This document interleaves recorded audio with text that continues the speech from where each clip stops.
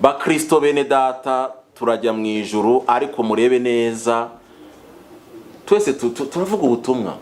Jewe unyatse ibire ndakubwira nti uranyatse imbunda koma ndayitwarira rwose ntindemereye.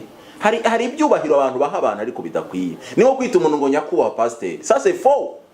Mbivugiye hano kwitangazamakuru, ntabwo ibyo ari ijambo ry'Imana nisomeye. Kereka hari ndi Bibiliya.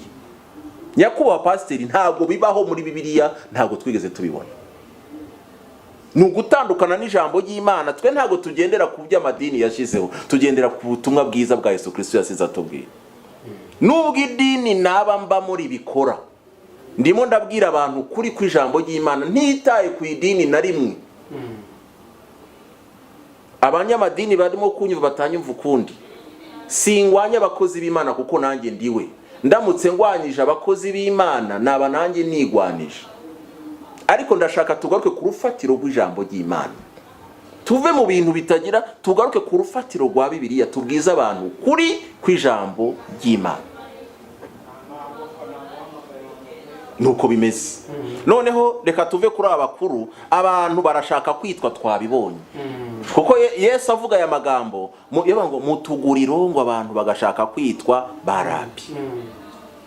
Hano rero iyo usomye neza, turacari mu Bakorinto, rwandiko rwa mbere 12:27, 27 niyo tugezemo.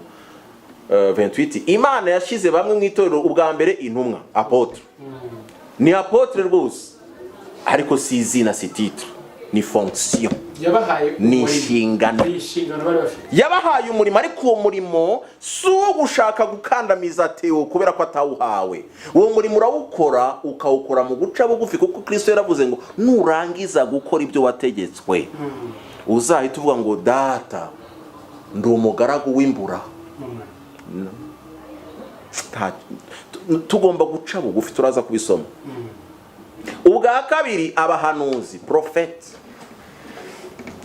Reka ngutera gakuru gatoya. Umuntu umwe namubwiye ati n'umukozi w'Imana, nkunda ukuntu yigisha ubuhamya bwe. Ndangije mwaka nimero, hashize imyaka nk'itanu, 6 cyangwa 7 cyangwa 8. Mwaka nimero nti mukozi w'Imana nagira ngo mumpakame ka nimero. Atese ndashiraho izina nde.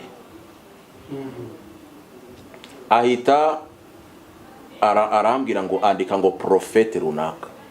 Izina ndariza ariko ntajyo nshiramo kugira ngo abantu baramuzi. Ngo andika ngo prophète runaka. Ntari ryo nanditse. Yabivuze muri iyo minsi ndi muri hishurirwa ryabyo. Ngo andika ngo ni prophète runaka. No. Simbyanditse. Bitandana byurira kuko mbona ko afite umwuka w'ubwibone. Ni umwuka w'ubwibone, ni wa mwuka w'ubwibone mu murimo ndi prophète. Ngo jewe ngo prophète. Uri umuhanuzi koko, ariko si izina, ni inshingano, ni impano Imana yaguhaye, ugomba gukoresha uciye bugufi. Ubwa gatatu abigisha. Mu Gifaransa handitse ngo docteur. Dufite abadocteur bigisha, naguha n'amazina ariko singiye kuyaguha. Bigisha ijambo ry'Imana, bahawe n'impano, bahawe izo nshingano. Abadocteur akwigisha ijambo kavuga ati kabisa ndasobanukiwe. Buriya mu itorero tugira umuntu ushobora kuba pasteri ariko adafite impano yo kuba docteur.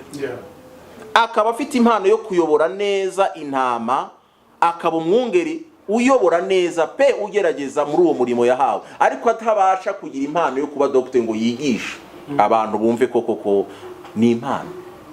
Kandi ntabwo tugiye kuvuga ngo ko atazi kwigisha ngo nta kigendo ya inshingano yahawe nizo kuyobora. Nizumwungeri, nizagishumba mu mvugo zigezweho. Maze ishiraho abakora ibitangaza. Urumva? Uzashakira izina ry'abakora ibitangaza sindagyumva. Sibyo? Sinzi izina babita kuko urumva ko ni ntuzi iri ukwayo. Ni ministeri. Iri ukwayo iri gukora. Kuko uwo muntu mutamuhaye izina. Wenda rizaboneka. Wumve rero. Noneho nkibaza muri izi ministeri umukuru ninde, umuto ninde? Hari uwo wabonyemo? Ntabavuze. Kuri Venefa mbese bose ni intumwa, bose n'abahanuzi, bose nabigisha, bose bakora ibitangaza. Si ministeri zingahe? Enye, eshanu. Bose bafite impano zo gukiza indwara. Urumva ko nabo bagomba kugira izina rero. Bose se bavuga izindi ndimi, dore hari n'indisha. Bose se basobanura indimi.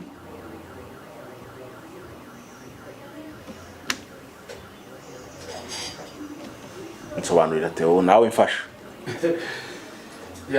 Ibintu bikomeye bisaba nyine byabyo twarimo tuvuga kubanza kumva neza ijambo ry'Imana ukanamenya ngo ese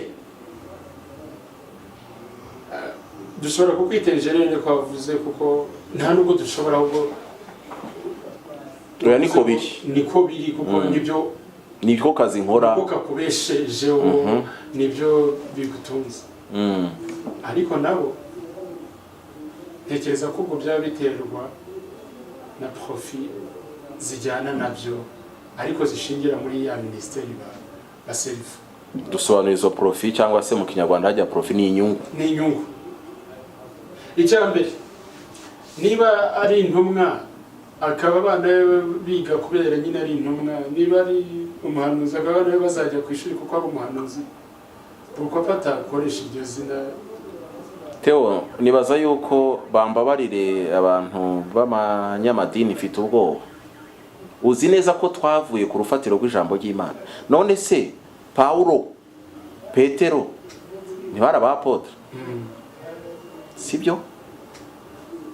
Ayo mazina barayarishije nkuko tubyumva uyu munsi bayarisha, nkuko nabahaye urugero rw'umu evangeliste yavuze ko izina evangeliste aririsha. Ariko no bahabwaga icyubahiro bari bakwiye mu gihe cyabo. Ariko ubaza ko twe tutayicubahira abakozi b'Imana, turakibaha cyane. Niba Paulo avuze ngo mu gihe nakenaga mwarankenuraga mwaramenya cyane rwose, na n'ubu turabikora.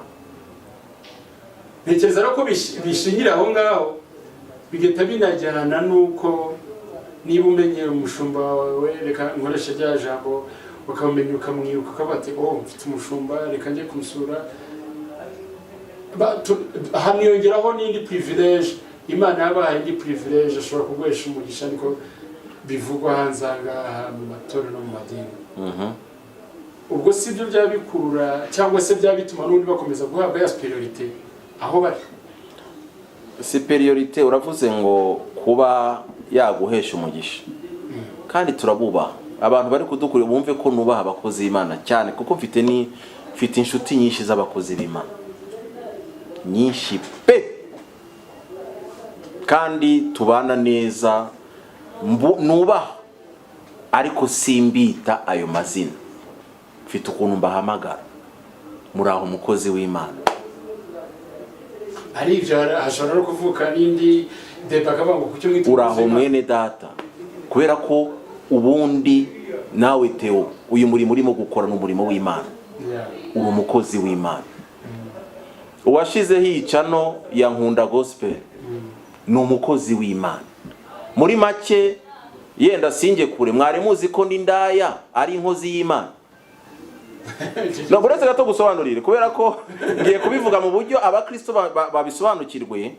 Imana ikoresha umuntu wese ishatse. Yesu baravuze bati mu ceceka ati Imana abangaba bacecetse ishobora no ku aya mabuye aya ngaye yavuga.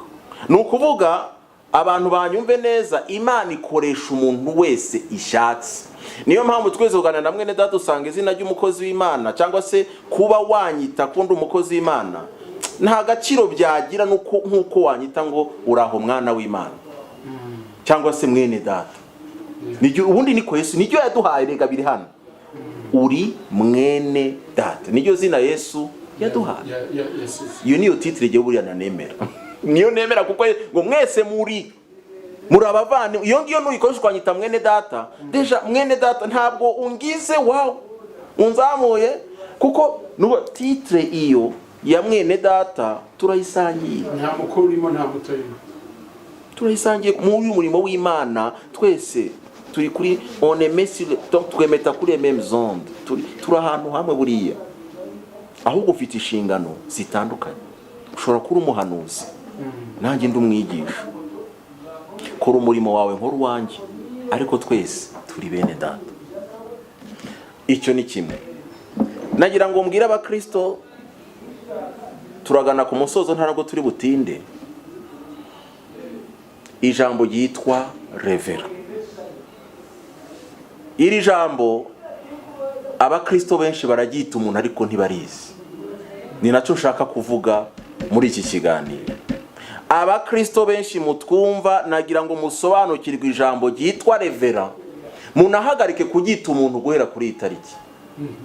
Cyane cyane abanyamakuru nka bateo, umuntu arandika inkuru ngo revera pasiteri, reka mvuga izina ryanjye, Kirara Wilbert.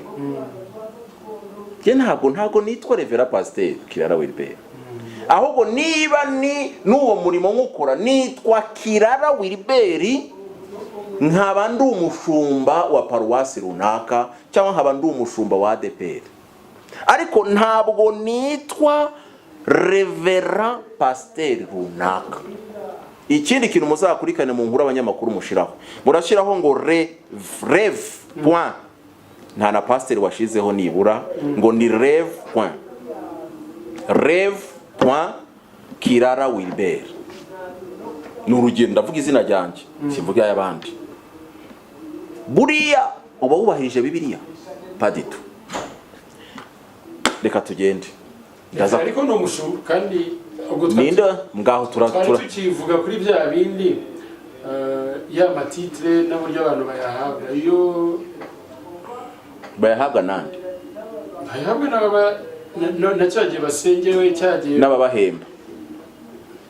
Ya okay komeza. Yego n'abahemba cyangwa n'ababazanshi n'ababahaye nabo bakorera nabo bakora. Kumwita revera harimo iki kibazo? Turagira ngo twisobanure. Tewo ngiye kukubaza revera bisobanura iki? Ndaza kureka bari widusobanurira. Rero Tewo, tugerageze tujye muri ijambo neza. Nagira ngo ntangariza abadukurikira kuri Nkunda Gospel ko revera bidasobanura umushumba. Bisobanura nicyo tugiye kureba. Revera bisobanura ngo muri dictionnaire zimwe na zimwe, ugiye mu Kinyarwanda avuga igifaransa, c'est quelqu'un qui peut être vénéré. C'est lui qui peut être vénéré. N'umuntu ushobora gupfukamirwa. Abateologiye mu nkurikirana mu byibuki, revera ni icyubahiro cyo ku rwego rwo hejuru, n'ukwiye gupfukamirwa. C'est lui qui peut être vénéré. Qui doit être vénéré. Vénéré, mugishire mu Kinyarwanda bazi igifaransa, mukishiriremo. Vénéré harimo ikintu cyo kuramya. Vénéré, uzasome dictionnaire z'igifaransa, révérend, c'est ça que ça signifie. Ninde ukwiye gupfukamirwa, ninde ukwiye kubahwa, ninde ukwiye guhabwa icyo cyubahiro akaramwa, ni Kristo Yesu wenyine. Tugiye gusoma, batavuga ngo ni ibintu mvuga biri muri Bibiliya. Revera ni izina ry'Imana, c'est clair. C'est une révélation simple biblique, umuntu ashobora kubona ni ibintu bya Bibiliya. Revera ni izina ry'Imana. Tugiye kureba, basome muri Zaburi. Ariko icyo ngiye kubasaba, mu Kinyarwanda ntago byabaye byasobanuwe neza. Traduction ntago yakozwe neza. Abantu bafite bazi icyongereza barebe Bibiliya yitwa King James. King James ibice 111, barebe ku murongo wa 9 muri Zaburi. Nagira ngo Tewa dusomere mu Kinyarwanda, hanyuma tujye mu cyongereza yadusomeye mu Kinyarwanda. Umurongo wa 111 mu murongo wa 9. Nagira ngo mbwira abadukurikiranye ko ijambo revera ari izina ry'Imana, mbahe n'ubuhamya bujyana nabyo. Kandi ikindi nasanze mu bugenzuzi cyangwa se mu byo nagerageje gukurikirana, ntago aba pasiteri benshi bakunze ko mu bita ya mazina Theo banyamakuru, ntago babikunda, ntago babyishimira buri, ntago babikunda. Ahubwo mwebwe mubishiraho mu nkuru zanyu, mugakomeza no kubibita, mugakomeza kubashyira hejuru, ariko revera ni izina rya Kristo Yesu, ku buryo nzarinda mpfa ntagise umwana w'umuntu. Muri Zaburi 111 umurongo wa 9 soma mu Kinyarwanda haravuga ngo yoherereje ubwoko bwe gucungurwa, yategetse isezerano rye kuba iry'iteka, izina rye ni iryera ni iryo kubahwa. Izina rye ni iryera ni iryo kubahwa. Ni izina ryande ry'Imana. Izina rye ni iryera ni iryo kubahwa. Mu Cyongereza King James, abantu mukunda Bibiliya kumenya Bibiliya z'umwimerere, mu Cyongereza iya mbere ni yitwa King James Bible, mu Gifaransa ni yitwa David Martin. Niyo Bibiliya z'umwimerere zahinduye neza igiheburayo sawa sawa. Mu Kinyarwanda naho reka mbivuge ni Bibiliya yera, ni igerageza. Bibiliya ijambo ry'Imana ririmo amakosa menshi, nimushaka ubutaha muzambwira imyabereke menshi kandi ateye isona n'ababaje. Okay, murongo wa 9. He sent redemption into his people. He have commanded his covenant forever. Holy and reverent is his name. Ndasubiramo kubumva Icyongereza ndabisemura mu Kinyarwanda no mu Gifaransa. He sent redemption into his people. He have commanded his covenant forever. Holy and reverent is his name. Ntabwo ari izina rya kirara wiribe. Iri ni izina rya Kristo Yesu umwami wacu. Holy and reverent. Njya numva abantu bita umuntu umwe ngo ni nyir'ubutungane. Kaza wumva ngo le Saint Père, my God. Le Saint Père c'est Dieu seul, ni Imana yonyine. Data wera ni Imana, Theo ntabwo uri we. Donc holy and reverent, buriya twebwe twera kubwa maraso ya Kristo Yesu. Ngo Uwiteka umucamanza ambonyeho amaraso ahita nyita umukiranutsi. Twera kubwa maraso ya Kristo Yesu. Ubundi Theo waba rutuntu wakoze guhera mu gitondo turimo tutuntu, ariko Yesu akubonyeho amaraso, haleluya, ahita avuga ati dore umukiranutsi. Niyo mpamvu Imana yo ntabwo yera kubwa maraso, ni yera. The holy and reverent is his name. Ba Kristo bene data mu nyumva, ba madini yose njya numva ngo hari amadini n'amatorero kugeza ubwo sindabitandukanya jewe yenda Theo azabinyigisha yabivuze ngo amadini n'amatorero simbisobanukiwe, sinumva difference irimo. Yewe banyamadini mwese murimo kunyumva, ijambo revera ni izina ry'Imana rwose, ni izina ry'Imana. Nigeze kubaza umupasiteri umwe ibi bintu mbimaranye igihe, ariko igihe cyabyo cyo kubisohora ni iki ngika, abakristo bamenye ukuri kw'ijambo ry'Imana. Ndabaza ati ese ko je ndimo guhishirirwa ibi bintu bishobora kuzanteranya n'abantu bimeze biti? Ndamubaza izina revera imeze biti, arambwira ngo nanjye narabimenye ariko sinabibwira, ntabwo ndabibwira abo dukorana. Iri zina ntabwo ari ryacu, niko yambwiye, ati ntabwo ari ryacu. Iyi ni revelation biblique simple, ugiye mu giheburayo wabyumva kurushaho. Izina rye ni iryo kwera ni iryo kubahwa, ni holy and reverent is his name. None ndafata izina rya Kristo Yesu ndishire kuri njyewe.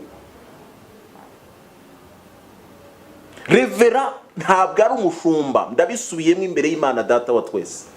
Revera mu nkurikirane mu byumve ntabwo egara umushumba mu ndimi. Ye nkunda indimi, nakundaga lettre nuko bampaye technique, ariko nakundaga indimi.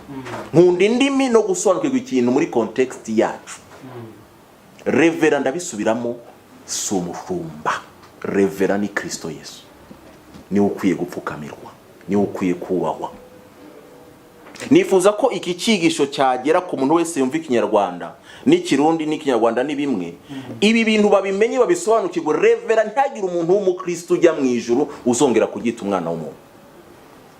Iri ni izina rya Kristo Yesu. Theo reka mbanze ngusobanurire mbigucengezemo nawe ubyumve, wumvire ijambo ry'Imana si ijyanjye, nta n'inyungu mbifitemo, nta nubwo nifuza no kuba pastor n'uzansengera zabangiriye nabi, ariko Imana nibyemera azabyemera, ariko simbishaka. Kubera ko ndashaka kuguma ukundi Imana nkakora ibishoboka ko murabizi ko tuzajya mu ijuru kubwo kwizera. Nkarinda ibyo kwizera kugira ngo nzabone ubwami bwo mu ijuru. Nta titre nshaka, nta kintu kimwe nshaka. Aya magambo ndayavuga kugira ngo bakristo gusa bamenye ukuri kw'ijambo ry'Imana. Ngiye kuguha ubuhamya hanyuma nguhe ikibazo rugiye kubaza. Aya magambo maze kuyamenya nagiye mu ntara. Icyo gihe nari mu mwuka w'ijambo, nabona umushumba nkunda abashumba, nakuze nkunda kugana ni Burundi aho nakuriye mwe uzabaze itorero ryo ku Ntahangwe Bujumbura. Niho nakirijwe mfite imyaka 16.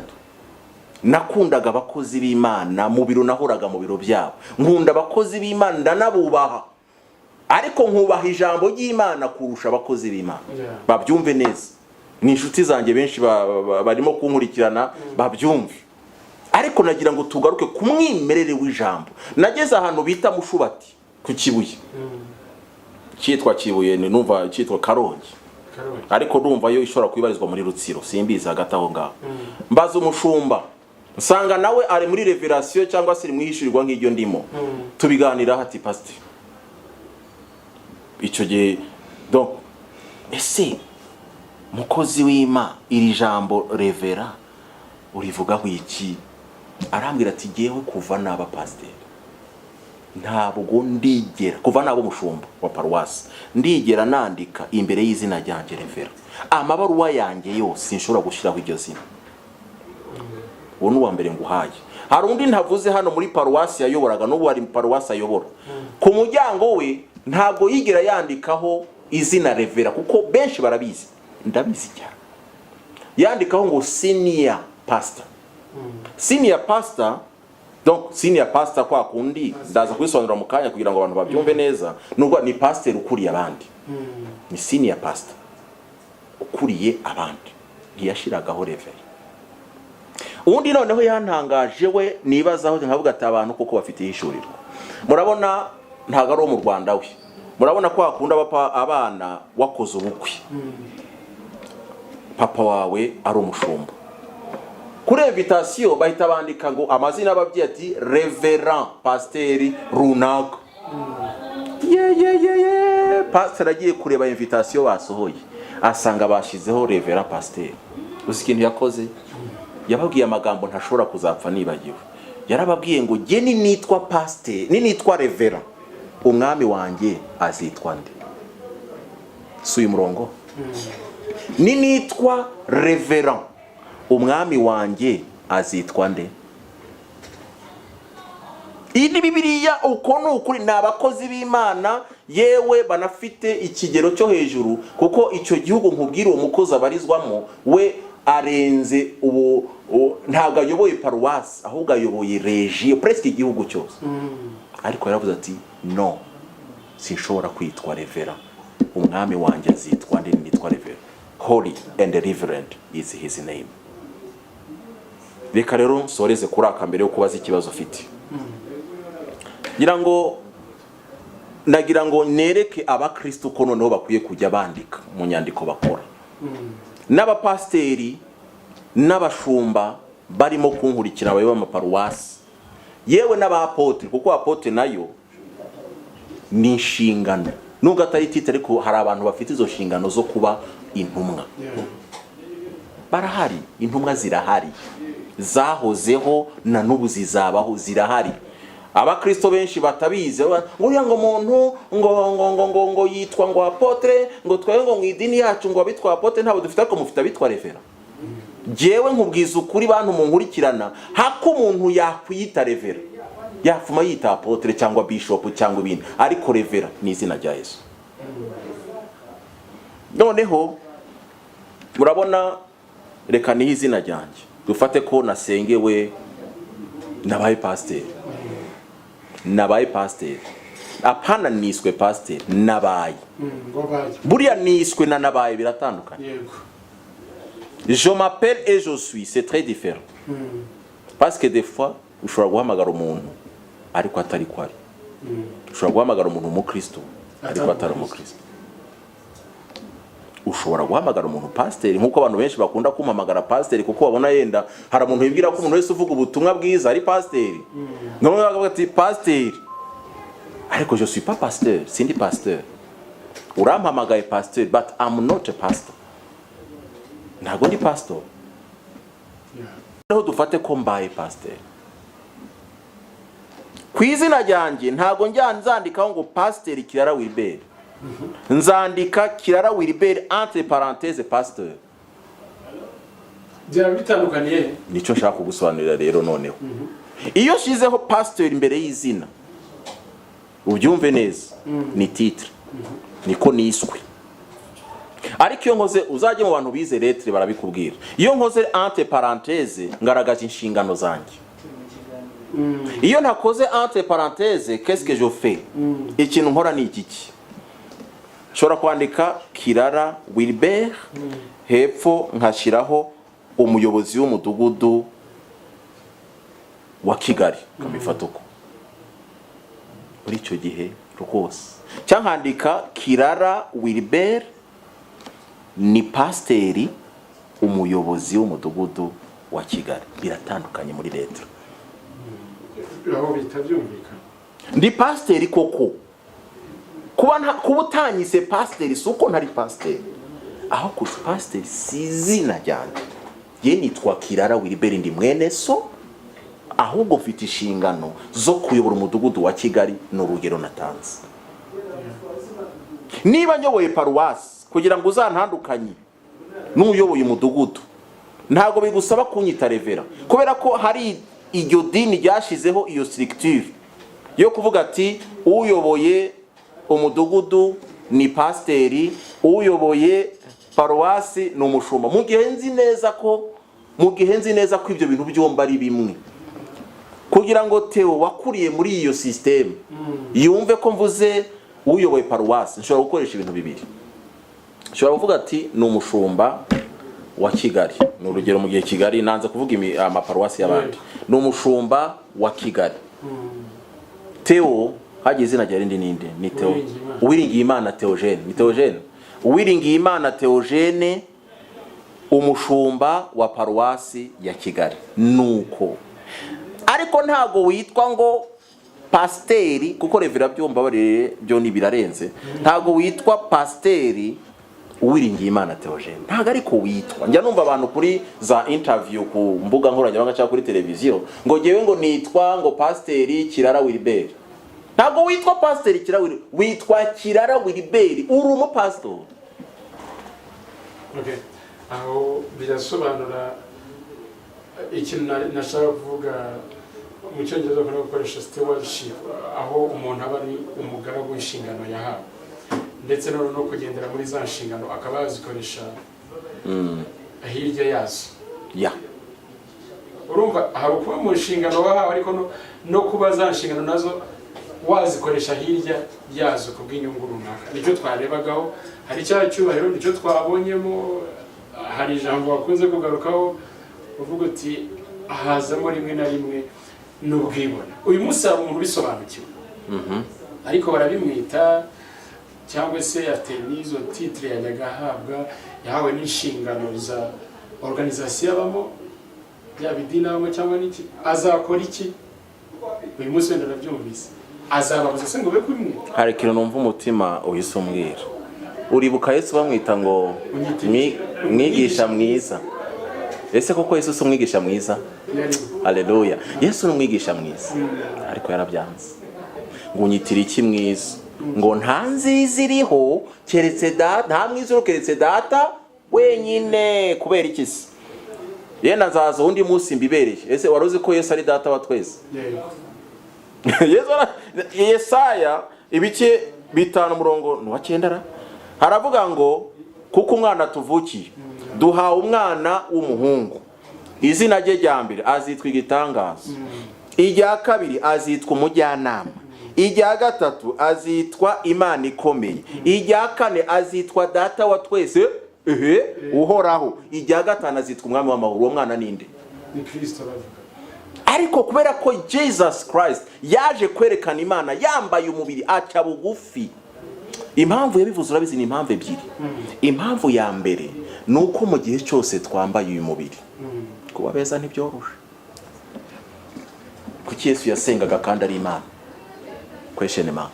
Uyu mubiri twambaye ni utuma dusenga twiyiriza. Uyu mubiri twambaye uyu nguyu iyo utabaye maso ukwereka ko hari icyo umaze. Yesu aravuga ngo umva nkubwire unyitira iki mwiza, abuze icyo asubiza.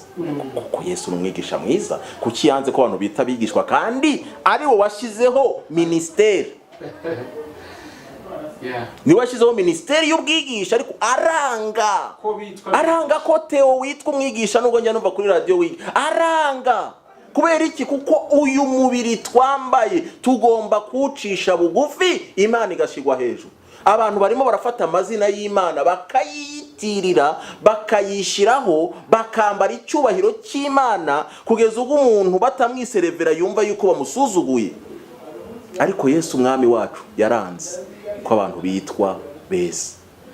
Ubwe aravuga ati unyitira iki mwigisha mwiza, nta nziziriho keretse Data wenyine. Reka duhe Imana icyubahiro, twe kwishira hejuru. Theo reka nkwereke umurongo dusorezaho, keka ufite ikindi kibazo wambaza. Ikibazo cyane ni cya kindi bantu batuye cyangwa babayeho batozwa kuvuga aya mazina. Ngaho reka ngisubize wakibajije. Uravuze uti umuntu ubyitwa cyangwa se abatojwe kubivuga, bamenyereye kubivuga. Ndi imbere y'Imana kuko kumenya ukuri kw'ijambo ry'Imana babihagarika uhereye nonaha. N'umurevera, abitwa ngo abarevera, yitwaga revera, ndabivuga ku madini yose, nitaye aho usengera n'iki byose, guhera uyu munsi mwange ko babita abarevera, kuko iri zina ni rya Kristo Yesu.